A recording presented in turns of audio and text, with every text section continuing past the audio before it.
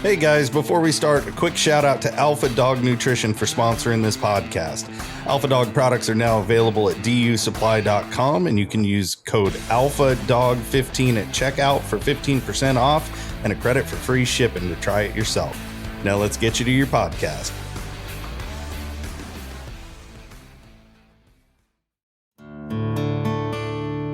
Find yourself in the pages of Full Cry as we dive into the archives of America's leading tree dog publication.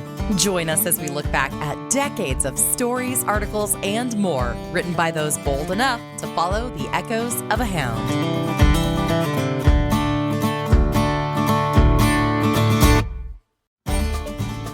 Howdy, folks, and welcome to From the Pages of Full Cry podcast.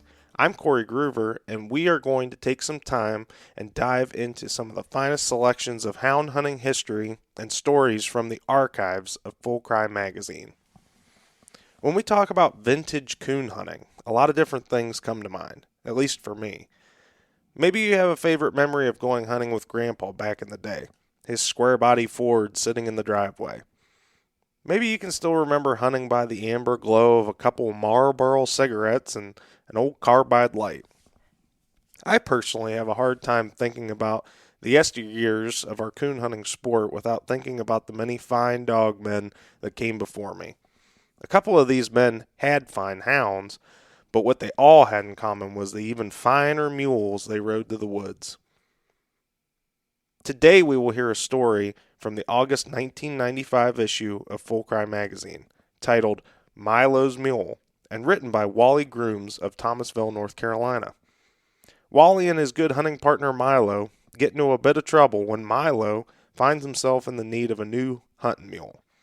This story provides all the humor you can stand and maybe even an important lesson in the way of the old saying, try before you buy. Sit back and relax as we reminisce on some of the greatest hound hunting stories ever told from the pages of Full Cry.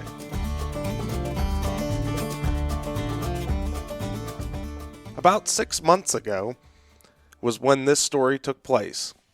Me and Milo Sizemore had been coon hunting together for pert near 10 years.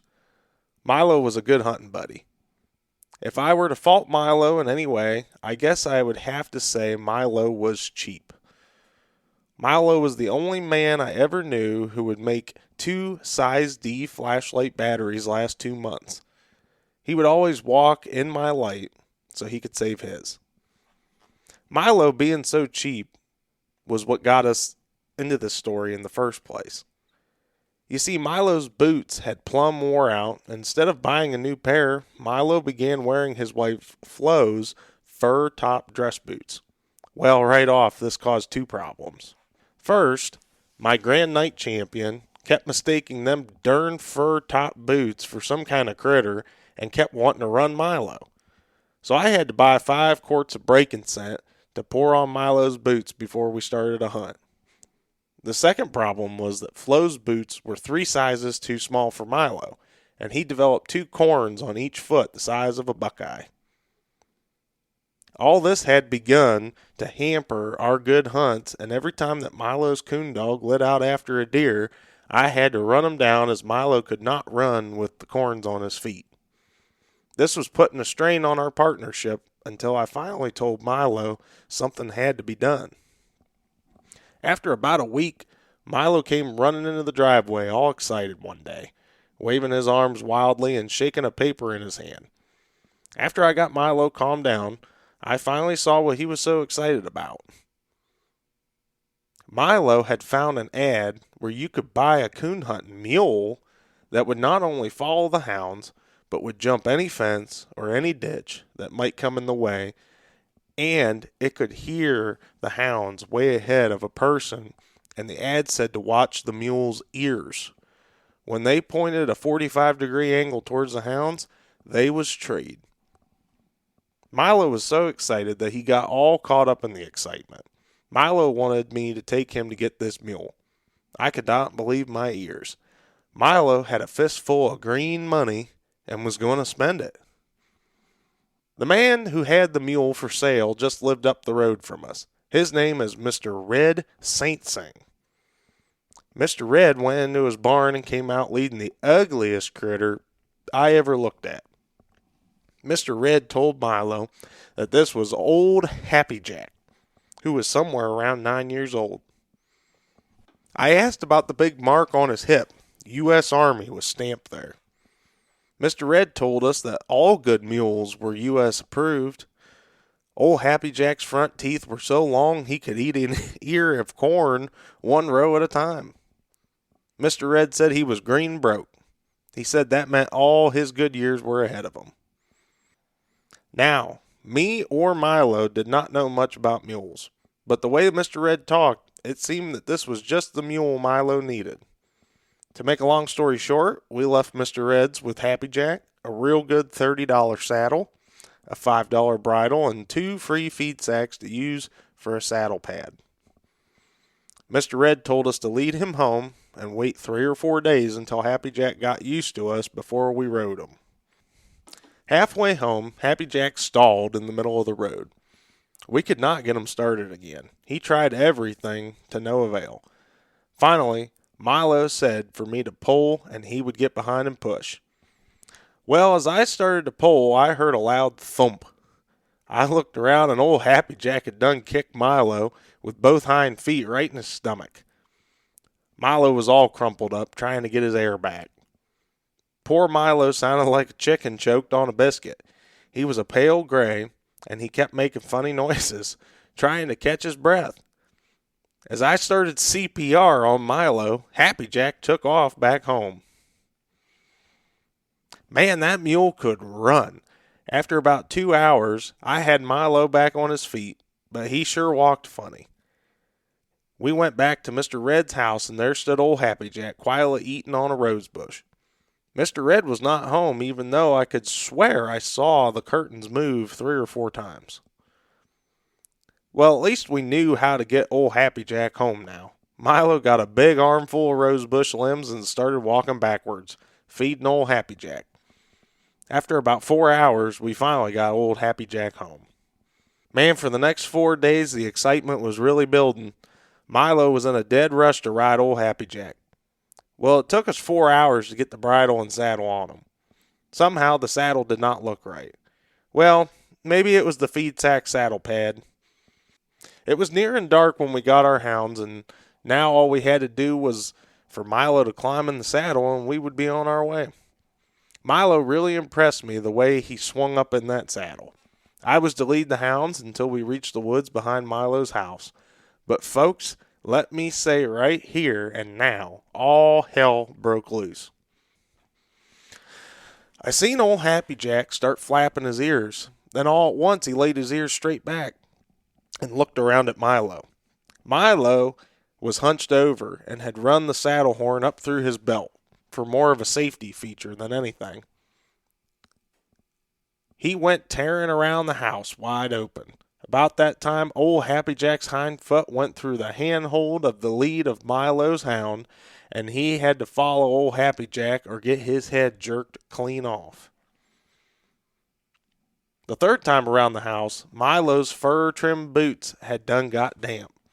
My Grand Night champion got a whiff of Milo's boots and let out a bawl and took out after Milo and Happy Jack. This caused Happy Jack to change course, and he went straight for Flo's clothesline, which was full of fresh-washed clothes. Milo tried to duck, but caught his head in a pair of Flo's fresh-washed bloomers. This just made Happy Jack run faster. Flo's bloomers looked to me to be about 44 XX, and with Milo screaming and them bloomers a-fluttering in the wind, Happy Jack went berserk. Folks, old Happy Jack and Milo had now started straight towards Flo's chicken coop. Now I want to say right here, if Happy Jack was green broke and his better days were ahead of him, old Milo was in trouble.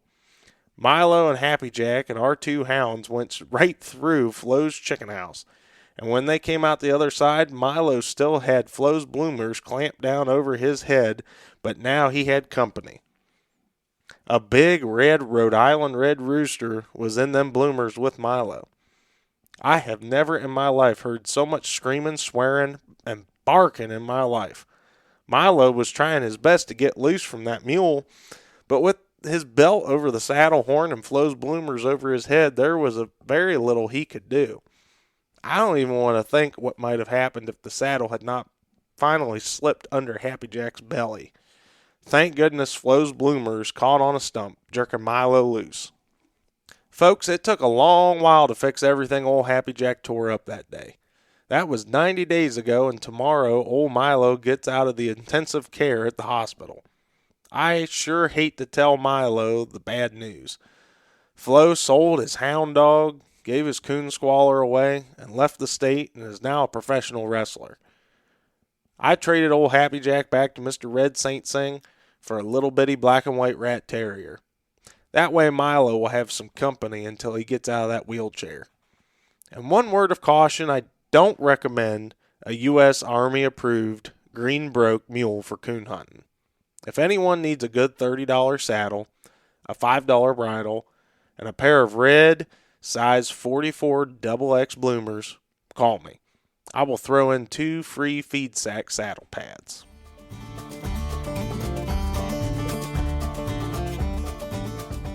Well, folks, I guess that just goes to show you that sometimes a deal can be too good to be true. Old Milo sure learned a hard lesson, and fast by the sounds of it.